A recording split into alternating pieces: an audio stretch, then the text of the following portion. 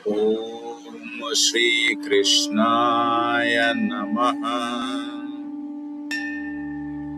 भगवान श्री कृष्ण के श्री चरणों में वंदन करते हुए आइए आरंभ करते हैं उस दिव्य यात्रा को जिसने हजारों वर्षों से मानवता का मार्गदर्शन किया है। भगवत गीता केवल एक धार्मिक ग्रंथ नहीं है, ये जीवन, कर्तव्य, साहस, आत्मज्ञान और आंतरिक शांति का शाश्वत मार्गदर्शक है। प्रतिदिन हम 3 श्लोकों को समझेंगे, उनका भावार्थ जानेंगे और देखेंगे कि उनका ज्ञान आज के जीवन में किस प्रकार हमारा मार्गदर्शन कर सकता है। चाहे संघर्ष करियर का हो, रिश्तों का हो, निर्णयों का हो या स्वयं को समझने का, गीता हर परिस्थिति में प्रकाश प्रदान करती है।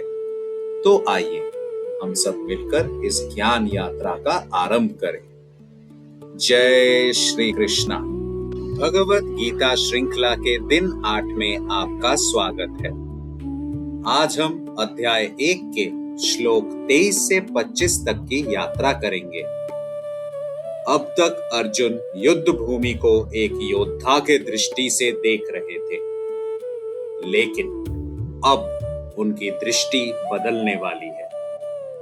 युद्ध अब केवल सेनाओं का संघर्ष नहीं रहेगा, बल्कि भावनाओं, संबंधों और सत्य का सामना करने की यात्रा बन जाएगा। श्री कृष्ण अर्जुन को उस वास्तविकता के सामने खड़ा करते हैं जिससे बचना अब संभव नहीं है। वीडियो शुरू करने से पहले चैनल को सब्सक्राइब करें, वीडियो को लाइक करें, अपने मित्रों और परिवार के साथ शेयर करें।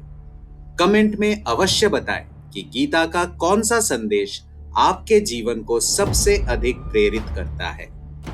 आइए श्री कृष्ण के कृपा से आज की सीख आरंभ करें।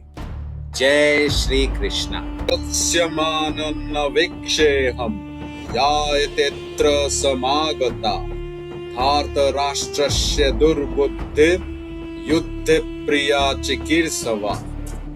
अर्जुन कहते हैं कि वो उन लोगों को देखना चाहते हैं जो युद्ध के लिए यहाँ एकत्र हुए हैं और जो दुर्योधन के पक्ष में खड़े हैं।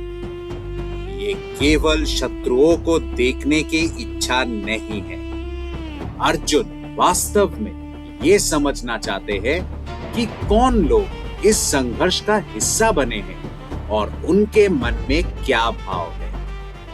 जीवन में भी हम अक्सर परिस्थितियों को देखकर निर्णय लेते हैं, लेकिन लोगों को समझे बिना लिया गया निर्णय अधूरा होता है।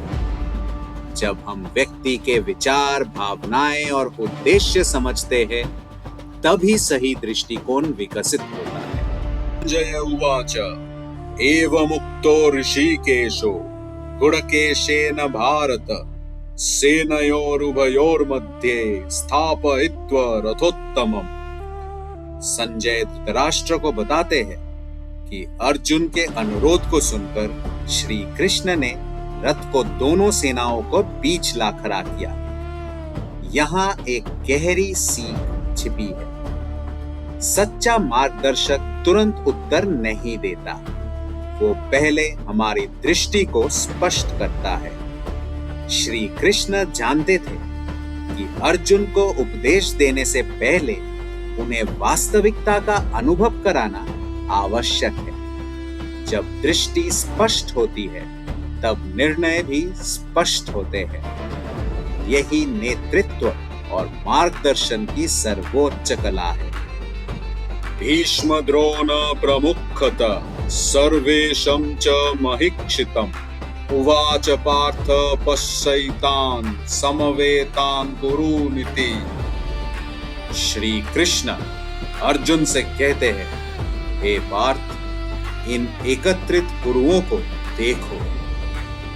कितने सरल शब्द, लेकिन कितनी गहरी शिक्षा। सत्य को देखने के लिए साहस चाहिए। अक्सर हम उन बातों से बचते हैं जो हमें असुविधाजनक लगती है, लेकिन जिन सच्चाइयों से हम भागते हैं वही हमारी सबसे बड़ी शिक्षक बन जाती है।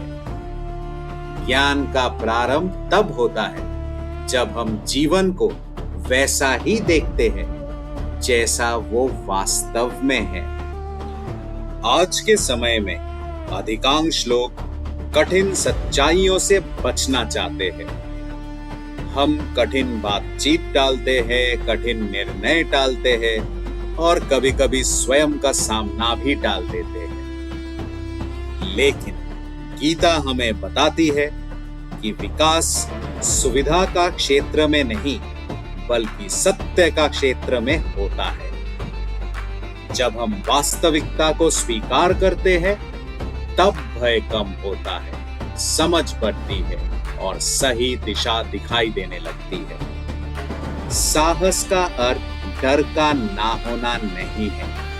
साहस का अर्थ है डर के बावजूद सत्य का सामना करना। आज हमने सीखा कि सही निर्णय लेने के लिए लोगों को समझना उतना ही आवश्यक है जितना परिस्थितियों को समझना। हमने सीखा कि सच्चा मार्गदर्शन सुनने से शुरू होता है। साथ में हमने ये भी सीखा कि सत्य का सामना करना ही विकास का द्वार खोलता है।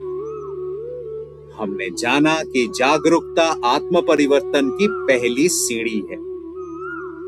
कल दिन 9 में अर्जुन अपने प्रियजनों, गुरुओं और संबंधियों को युद्ध भूमि में देखेंगे और वहीं से आरंभ होगा उनके भीतर का संघर्ष।